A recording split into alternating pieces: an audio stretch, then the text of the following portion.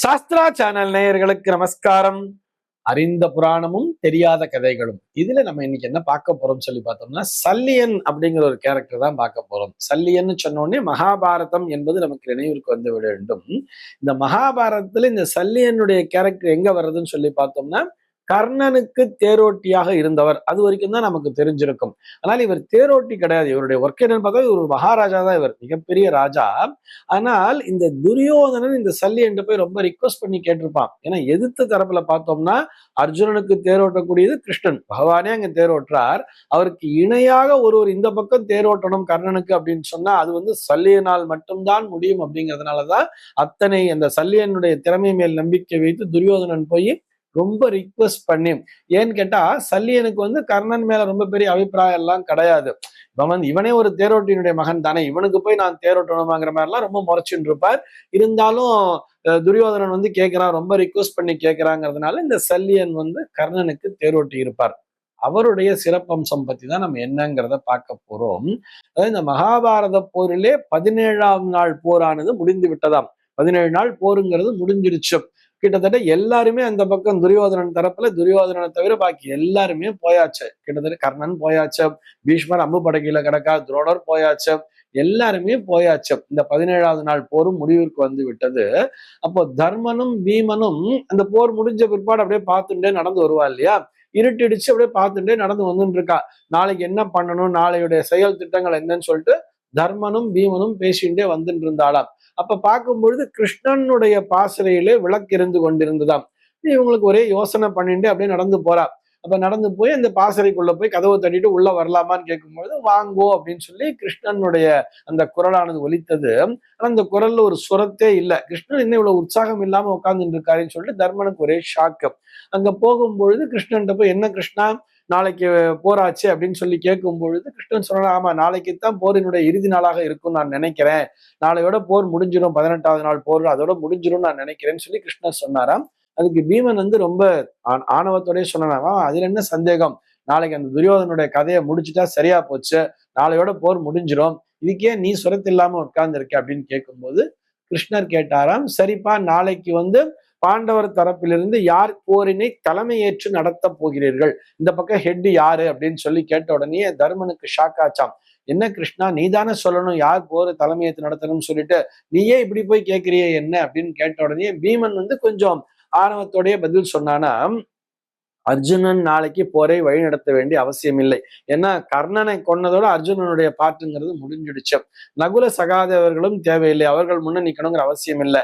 துரியோதனனை கொல்ற அளவுக்கு நாளைக்கு இந்த போர்களுக்கு வந்து தர்மன்னா தான் போய் பண்ணணுங்கிறது இல்லை. அவருக்கு எதுக்கு, அவர் ஃப்ரீயா ரெஸ்ட் எடுக்கட்டும், போறோம் நான் போய் முன்னின்று அந்த போரினை நடத்தி நான் வந்து துரியோதனனை அழிச்சிடுவேன். ஏன்னா துரியோதனன் அழிக்கிறது தானே என்னுடைய சபதம்ங்கிறது உங்க எல்லாருக்குமே தெரியும் தானே அப்படின்னு சொல்லிட்டு பீமன் சொன்னானா. அது கேட்ட உடனே கிருஷ்ணர் சொன்னாரா, சரிதான்ப்பா ரைட்டு, அர்ஜுனனுடைய பார்ட் வந்து கர்ணன் அழிச்சோட முடிஞ்சிருச்சுன்னு சொல்லிட்டு எதுக்காக நகுல சகாதேவர்கள் தலைமை ஏற்க வேண்டாம்னு சொல்றேன் அப்படின்னு கேட்ட உடனே அதுக்கு இவன் சொன்னானே, என்ன கிருஷ்ணா உனக்கு தெரியாததா, நாளைக்கு அந்த பக்கம் போரினை தலைமையேற்று நடத்த போகுதுங்கிறது சல்லியனுடைய தலைமையில தான் நாளைக்கு படையே வரப்போறது, துரியோதனுடைய படை. இந்த சல்லியனோட மாப்பிள்ளைங்க தானே இவங்க ரெண்டு பேருமே, நகுல சகாதேவர்கள் அவருடைய மருமகன்கள் ஆயிற்று. அவங்க போய் அவரை சம்ஹாரம் பண்ணா அது சரியா இருக்கு, அதெல்லாம் நாளைக்கு இந்த உலகம் தப்பா பேசும் தானே அப்படின்னு சொன்ன உடனேயே அதற்கு கண்ணன் கேட்டாராம் பீமன்ட்ட பார்த்து, ஏன் பீமா உனக்கும் அவர் வந்து ஒரு மாமன் முறை தானே, அவர் உனக்கு மாம முறை தானே வேணும், நீ போய் சமாரம் பண்ண முடியுமா, அவரை கொல்லாம உன்னால துரியோதனன் டச் பண்ண முடியாது, சல்லியனை போய் நீ கொல்றேங்கிறிய அப்படின்னு சொன்ன உடனேயே அதுக்கு பீமன் சொன்னானா, கண்ணா நீ கேட்கறது ரொம்ப வேடிக்கையா இருக்கு, நீ தானே முதல் நாள் போர்லயே சொன்ன, ஆரம்பிக்கும் போதே உபதேசம் பண்ணதானே, கீதோபதேசம் பண்ணியே, அது என்ன அர்ஜுனனுக்கு மட்டும்தானே எங்களுக்கும் சேர்த்து தானே, எழுத்தாப்புல இருக்கிறவங்க வந்து அண்ணன் தம்பியா இருக்கலாம், மாமா மச்சானா இருக்கலாம், பெரியப்பா சித்தப்பாவா இருக்கலாம், குருநாதராக இருக்கலாம், அதெல்லாம் ஒரு சண்டைன்னு வந்துட்டா போர்னு வரும்பொழுது பார்க்க முடியாது. நம்ம வந்து தர்மத்தின் வாழ்வுதனை சூது கவ்வும் இருந்தாலும் இறுதியில் தர்மமே வெல்லுங்கிறதுனால இந்த தர்மத்தின் பக்கம் தானே நம்ம நிக்கணும், அப்படி இருக்கும்போது எழுத்தாப்புல இருக்கணும் உறவு முறையெல்லாம் நம்மளால பார்க்க முடியுமா அப்படின்னு சொல்லி கேட்கும் பொழுது, நியாயம்தான்ப்பா நான் இல்லைன்னு சொல்லல, ஆனா நம்ம வந்து அது போரை துவக்கிய நாள், ஆனா இன்னைக்கு வந்து நம்ம போரை முடிக்க வேண்டிய நேரம், இந்த நேரத்திலே உன்னால சல்லியனை கொன்று விட முடியுமா, எழுத்தாப்புல இருக்கிறவனுடைய பலத்தை தெரிஞ்சுக்க வேண்டாமா அப்படின்னு சொன்ன உடனேயே பீமனுக்கு வந்து எகத்தாளமா போயிடுச்சான். என்ன சொல்ற, நேத்து வரைக்கும் தேர் ஓட்டிட்டு இருந்தான், அவன் இன்னைக்கு படைக்கு தலைமை ஏற்றுட்டு அவனுக்கு பெருசா வீரங்கிறது வந்துருமா, என்ன அவனால ஜெயிச்சிட முடியுமா அப்படின்னு சொல்லிட்டு பீமன் தெனாவட்டா கேட்கும் பொழுது தர்மன் கிருஷ்ணன் கேட்கறதுல ஏதோ அர்த்தம் இருக்குங்கிறது தர்மனுக்கு புரிஞ்சு போச்சு. பீமா அமைதியா இரு, என்ன கண்ணன் என்ன சொல்ல வரான்னு கேட்போம்னு சொல்லிட்டு அமைதிப்படுத்தினாராம்.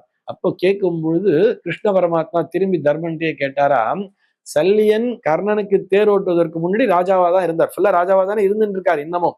அவர் இதற்கு முன்னால் எத்தனை போர்களை சந்தித்திருக்கிறார், அந்த போர்ல ஏதாவது ஒரு போர்லயாச்சும் அவர் தோத்து இருக்காரா, அவர் எங்கேயாவது தோத்து போய் வந்திருக்காருன்னு கேள்விப்பட்டிருக்கீங்களான்னு கேட்கும் போதுதான் தர்மனும் பீமனும் யோசிக்கிறார்.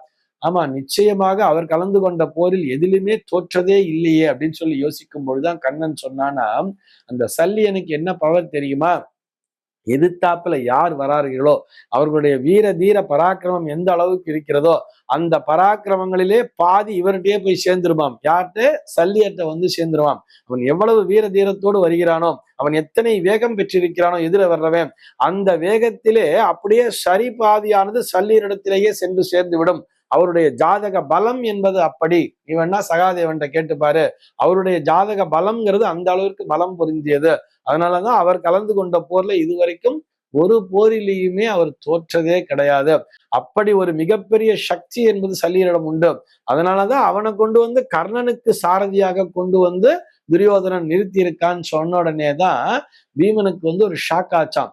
அப்படின்னா இப்ப என்னதான் பண்ணணுங்கிற அப்படின்னு கேட்கும் பொழுதுதான் அப்படி தர்மன் இப்ப கொஞ்சம் கொஞ்சமா யோசிச்சுட்டே இருக்கார். நீ ஏன் சொல்லு கண்ணா, என்ன பண்ணலான்னு சொல்லும் பொழுது, நாளை போரினை தர்மன் தான் படையேற்று தலைமை ஏற்று நடத்த வேண்டும், தர்மன் தான் தலைமை ஏற்று நடத்தணும் அப்படின்னு சொன்ன உடனேயே தர்மன் நான் படையேற்று நடத்தினா மட்டும் எப்படி ஜெயிக்க முடியும் அப்படின்னு கேட்கும் பொழுது உடனே கிருஷ்ணன் சொன்னானாம், தர்மா நாளைக்கு நீ உன்னுடைய பாண்டவர் படைக்கு நீ தலைமை ஏற்று நடத்த போற, நீ வர ஏத்தாப்புல அந்த கௌரவ படைகளுக்கு இந்த துரியோதனனுடைய முன்னாடி அவன் சல்லியர்ங்கிற வருவார். அந்த நேரத்துல நீ என்ன பண்ணுவ அப்படின்னு சொல்லி கேட்ட உடனேயே தர்மன் சொன்னானா, நான் சல்லியரை வணங்கி நிற்பேன், என்னுடைய மனதிலே அன்பு கருணை தான் அதிகமா இருக்கும், நான் அவர்கிட்ட பணிவோட நான் வெற்றி பெறுவதற்கு ஆசை கூறுங்கள் அப்படின்னு சொல்லிட்டு, ஏன்னா அவருக்கு மாமா முறை தானே பெரியவருங்கிறதுனால நான் மாமா முறையோடு அவரை அன்போடு அணுகி என்னுடைய மனதிலே அன்பு கருணை மட்டும்தான் இருக்கும், நான் அவரை பார்த்து நமஸ்கரிப்பேன் அப்படின்னு சொன்னானாம். இத சொன்ன உடனேயே பீமனுக்கு கோபம் வந்துதான், எதிரிய போய் பார்த்து வணங்குறதா, நம்முடைய தன்மானம்ங்கிறது அங்க போயிடாதா அப்படின்னு சொல்லி கோபப்பட்டானாம் பீமன். அப்ப தர்மன் சொன்னாராம், பொறுமையாக இரு, அங்க ஒண்ணும் நம்ம யார் பெரியவர் என்பது முக்கியம் இல்லை, அவங்க பெரியவங்க அப்படின்னு வரும் பொழுது நமக்கு மாமன் முறைக்கு முறை, அவர் மிகவும் பலசாலி, அவரை நாம் அன்போடுதான் அணுக வேண்டும் சொன்ன உடனேதான் அதுல இருக்கக்கூடிய சூக்ஷ்மத்தை கிருஷ்ணன் எடுத்து சொன்னாராம். இவன் ஒரு அன்பான சிந்தனையோடு அன்போடு உண்மையான மனதிலே அன்பு கருணை மற்றும் அவர் மீது மிகுந்த மரியாதையோடு அவரை சென்று வணங்கும் பொழுது இவனிடத்திலே இருக்கக்கூடிய அந்த சக்திகளிலே பாதி அவர்கிட்ட போய் அவரிடத்திலும் அதுதானே பெருகும். அவருடைய உள்ளத்தில என்ன ஆகும், இவங்கிட்ட இருக்கக்கூடிய அந்த அன்பு கருணை என்கின்ற அந்த எண்ணம் அவருடைய மனதிலும் போய் அவரும் அதே அன்பு கருணையோடு அதே பாசத்தோடு தானே உங்களை பார்ப்பார், உங்களை கொல்ல வேண்டும் என்கின்ற எண்ணம் அவருக்கு வராது தானே. அந்த நேரத்தினை தான் நாம் பயன்படுத்தி கொண்டு சல்லியரை வீழ்த்த முடியும், அன்பினால் மட்டும்தான் சல்லியனை வீழ்த்த முடியும் அப்படிங்கிறத கிருஷ்ண பரமாத்மா எடுத்து சொன்னாராம். இதுல கிட்டத்தட்ட ஒரு நயவஞ்சகம் சூது அப்படிங்கிற மாதிரி நிறைஞ்சிருக்குங்கிற மாதிரி நம்ம புரிஞ்சுக்க கூடாது. அதே மாதிரிதான் தர்மன் மறுநாளும் என்ன பண்ணார்னா, உண்மையான அன்போடு சல்லியனை வீழ்த்த வேண்டும் என்பது அவருடைய நோக்கம் அல்ல, எப்படின்னு சொன்ன அந்த இடத்திலே அவருக்கு மரியாதை செலுத்த வேண்டும், நீங்கள் என்னை ஆசீர்வதியுங்கள் அப்படின்னு சொல்லிட்டு ஒரு உண்மையான அன்பு. இதே அவர் வேகமோடு உட்டனாப்பார் வச்சனாப்பார் நீயாச்சு நானாச்சுன்னு போயிருந்தார்னா அந்த வேகத்தினுடைய பாதி சக்தியானது சல்லியிடம் சென்று சல்லியன் தான் அந்த இடத்திலே வெற்றி பெற்றிருப்பார். அதனை விடுத்து எதிரிகளாக இருந்தாலும் அன்போடும் கருணையோடும் சென்று அவர் மூவ் பண்ணணும்னு சொல்லி கொடுத்தார் இல்லையா, அந்த அன்பு கருணையினால்தான் இந்த மகாபாரத போரே முடிவிற்கு வந்தது அப்படிங்கிற மாதிரி அந்த சூக்ஷ்மத்தை அங்க எடுத்து சொல்றார். இந்த கதையின் மூலமாக நம்ம என்ன தெரிஞ்சுக்கிறோம் சொன்னா, எப்படிப்பட்ட விஷயமாக இருந்தாலும் சரி உலகத்திலே வன்முறையால் தீர்வினை காண இயலாது. மகாபாரத போர் என்பது முழுக்க முழுக்க வன்முறை நிறைந்ததுதான். இருந்தாலும் அந்த இடத்துல அது எப்படி ஃபைனலைஸ் ஆச்சு, எப்படி இறுதிக்கு வந்ததுன்னு சொல்லி பார்த்தோம்னா இந்த அன்பினால்தான், இந்த கருணையினால்தான், இந்த பாசத்தினால்தான். ஆக நம்ம என்ன பண்ணணும்னு சொன்னா, நம்முடைய குழந்தைகளுக்கு வீரத்தோடு, வீரம்ங்கிறது வேணும் தான், ஆனா வீரம் மட்டுமே வாழ்க்கை அல்ல, அன்பு கருணை பாசம் அனைத்தையும் கற்றுத்தர வேண்டும் என்பதுதான் அடியேனினுடைய பிரார்த்தனை.